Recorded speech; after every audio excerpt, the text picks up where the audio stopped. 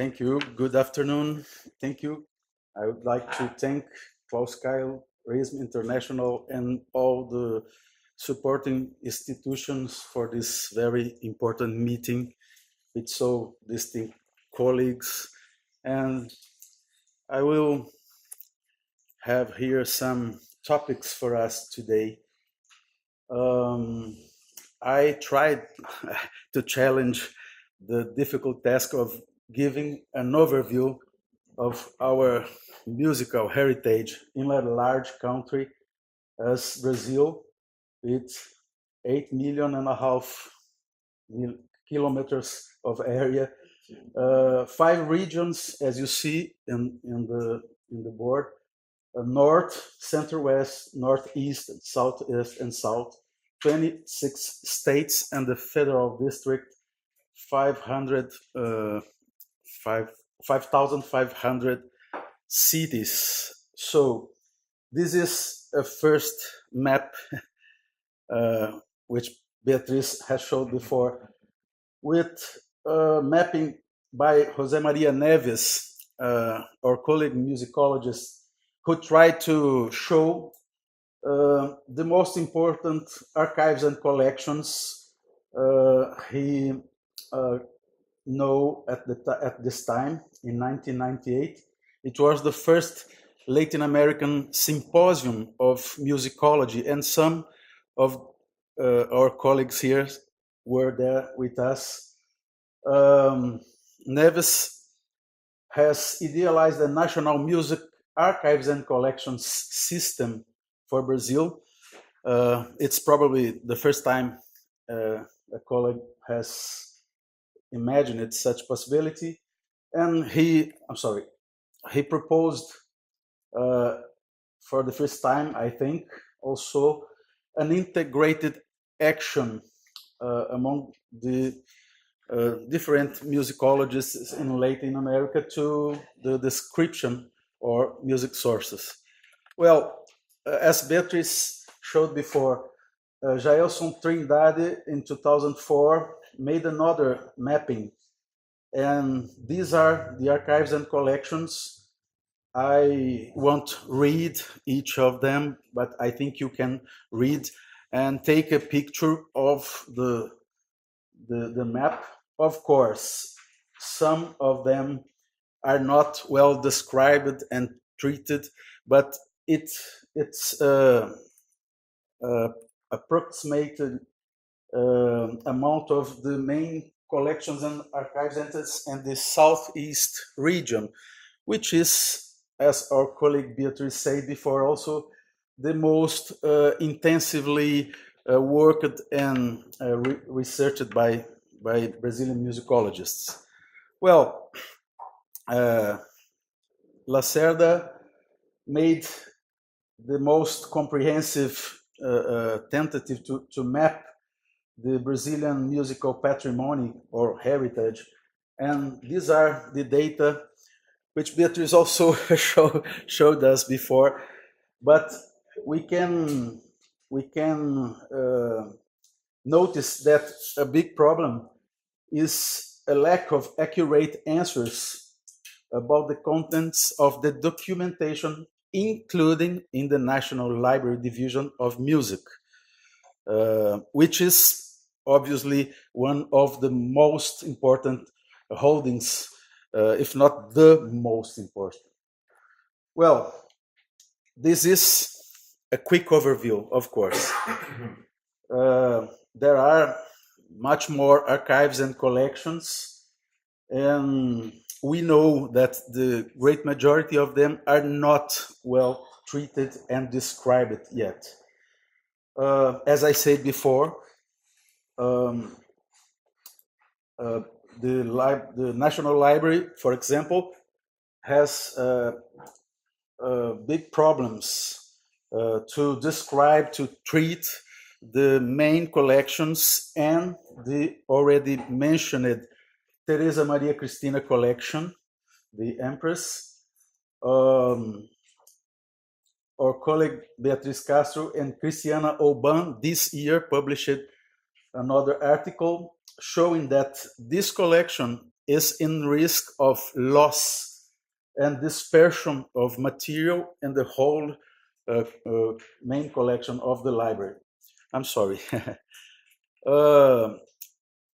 Other initiatives like Pablo Sotuyos in 2004 and Modesto Fonseca in 2006 show new individual archives and collections in Bahia and Minas Gerais. And I will not try to show all of them findings, but I'd like to focus three important archives collections I'd like to show to you. The first one are the holdings of Curt Langes. I will tell about them. The Mariana's Museum of Music and the Music Archive of the Metropolitan Chapter that Beatriz also showed for us. This is the website, and we had a project with Antonio Campos and Marcelo Campos Azan. You can access the website and get all the text informations and see the description, which is in part based on the RISM criteria and descriptive elements. You have here in the code access to the digital images of each of the documents. Well, the other is the holdings of Curt Lange. There is a few consensus among we Brazilian musicologists, and the most important is that Francisco Curt Lange, or the Franz Curt Lange, was really an important pioneer in Brazilian musicology, and he's sometimes called the founder of Brazilian historical musicology. Well, in 1982, the Francisco Curt Lange collection, which he formed since 1945, has returned to Brazil, and since then is in the musicology sector of the Inconfidências Museum in Ouro Preto. Well, this is a very important collection, but I would like to remark that this initiative of Lange's has a problematic effect on the musicological practices of other colleagues. And so most of us started to join manuscripts from very different places and origins, and it affects the main principle of archaeology, which is the principle of provenance. So I call this musicological collectionism. And I have to make mea culpa here in Germany, which is the Geburtsland of Curt Lange, because I noticed then in my doctoral research that he was not intended to make a collectionistic approach as in 1945. He tried to convince the Brazilian government in the federal and the state of Rio and in Belo Horizonte, but also in the federal government, in the Ministry of Culture in the time. But anybody agreed with the importance of creating a musicological institution for holding and treat all these important archives and collections. He said that between 1945 and 1958, he saw about 30 important archives in Minas Gerais disappear. Well, in 1995, his personal and professional archive was received by the Federal University of Minas Gerais, UFMG, where it is currently accessible after several projects for the technical treatment, conservation, and description. I'd like to show some pictures. This is the library. of UFMG, and this the actual room of the archive. Here are the boxes of alkaline paper, which hold all the documentation, the correspondence, etc. There are a few objects in exposition. Well, oh, I'm sorry. Well, I have here a copy of the Curt Lange archive.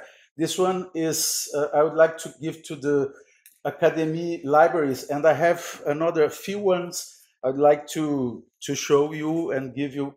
And any of you which would like to receive for your institution can ask for us in the archive, in the Acervo Curt Lange, for a copy. It will be sent by mail. It could be some long, but it will get there. Well, we reorganize. I'm sorry. I would like to show you quickly the database of the correspondence. 98,000 letters, 58 he sent, 40,000 he received. And this is a database based on ISAD of the International Council of Archives. And we can, for example, make a quick filter by Mainz and see that in the 58,000 letter, 227 were sent or received and by or to persons and institutions here in this city. Yes, we described this series between 24 and 26, I think. And it's already in revision because it's an infinite work. It never ends. But it works. You can get there. Unfortunately, the database is only for local consulting. But you can send a mail and people will make the search and send you all the results in a table. Oops. In a table like this. Can be exported to Excel or to Word, and okay. Well, currently the direction is preparing a nomination for UNESCO's Memory of the World for the Curt Lange's archive, which is named Acervo Curt Lange, together with the Francisco Curt Lange's collections of the museum in Ouro Preto and the Colección Lange, which remains in Venezuela, where Lange lived his last years. Well, Mariana's Museum of Music has been reorganized and cataloged using, for the first time, the RISM descriptive elements between 2001 and 2004. Since 2008, it's what 2000. I'm sorry. Thank you. Thank you. Okay. The new facilities are in this very beautiful building of the 18th century. And you have here the website with some information, and here an interface for search in the database. Really, we constructed the database using Access, and the interface in the local base is like this, using RISM elements. Well, we don't have the time to talk about details, but the Dom Oscar collection has about 2,000 musical items, documents, and about 3,500 musical unities or musical works. Okay. Well, the Dom Oscar collection received the register of UNESCO's Memory of the World in 2002.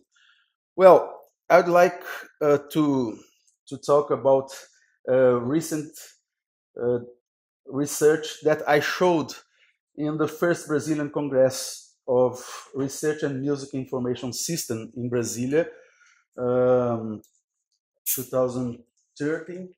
And I presented this fragment of the Don Oscar collection, which is really an incomplete source. Well,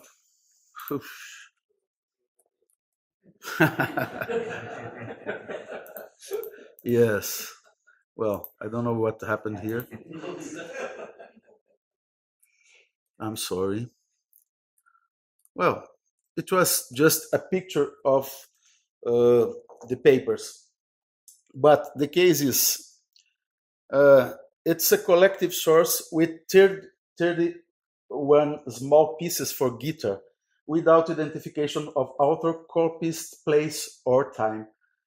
I did the search by musical incipit, and anything matches the pieces. But after almost 3 years of researching, I found that 30 of these small pieces were composed by the Italian composer Matteo Carcassi, although one piece is not composed by Carcassi.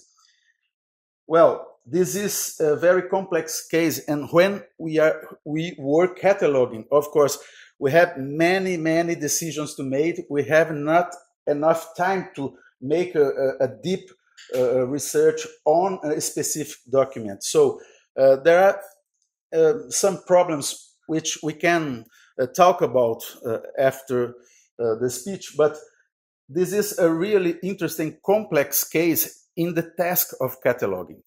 And in some way, as I compared in 2030, it's similar to the case of the manuscript of the Anonymous Sonata in Mexico.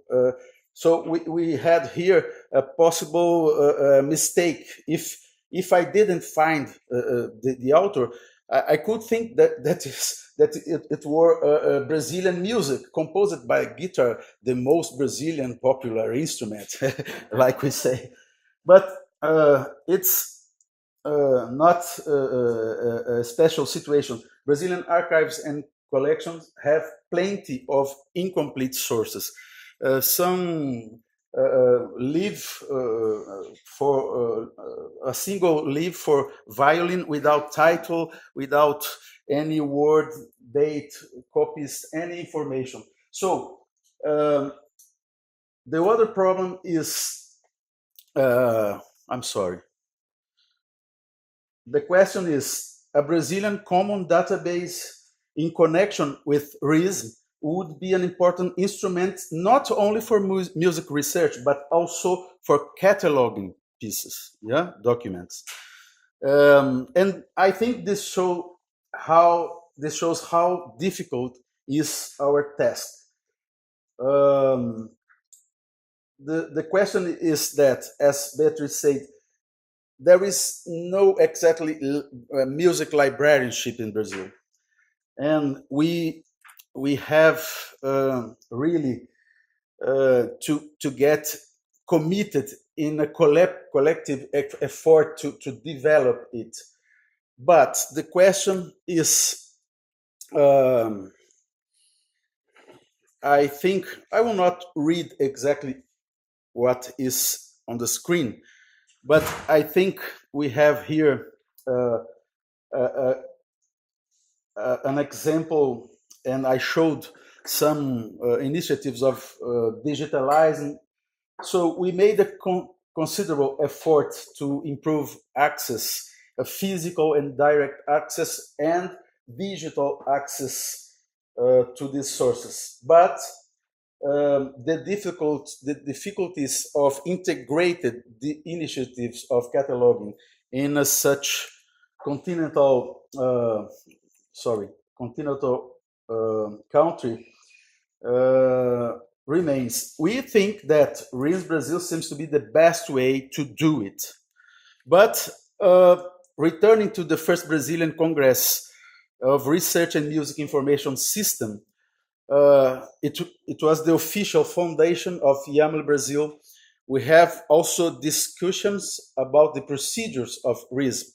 And so colleagues, librarians, told us that we cannot use the word catalog in the procedures due to alleged legal restrictions based on this law. They say that cataloging is an exclusive task for librarians. Well, maybe we'll be arrested in Brazil for cataloging music, I don't know.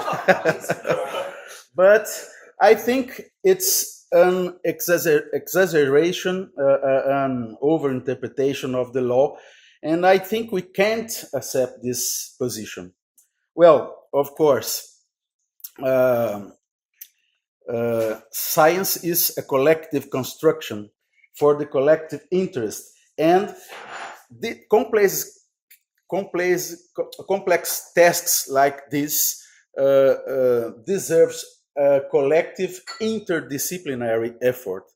Well, I think a librarian scholar like Antonio Miranda perceived the risk of this monopolistic position. And he observed that some conservative groups made a strong pressure for this monopolistic application of the law. But I'd like to quote, he felt that it's not good for the profession of librarianship and the field. So I quote, such monopolistic position under the objective of protecting habilitated professionals, giving them by law a kind of exclusive market, also establishes boundaries, limits horizons, and can even stop modernization and renovation of ideas and techniques. Besides leading to isolationism and exclusivism, dissociation the profession from society's real interests. Well, I think establishing such monopolistic boundaries can lead our interdisciplinary efforts to a complete failure, and I hope it not really occur. But I think in future we can think, for example, in a nomination for of the Teresa Maria Cristina collection for UNESCO's Memory of the World.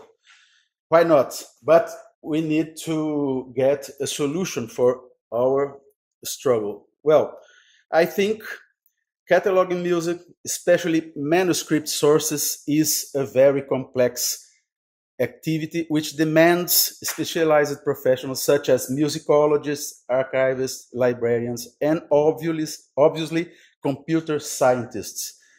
RISM-Brazil can be a fantastic space for integrated work and interdisciplinary education, both for music librarians and musicologists.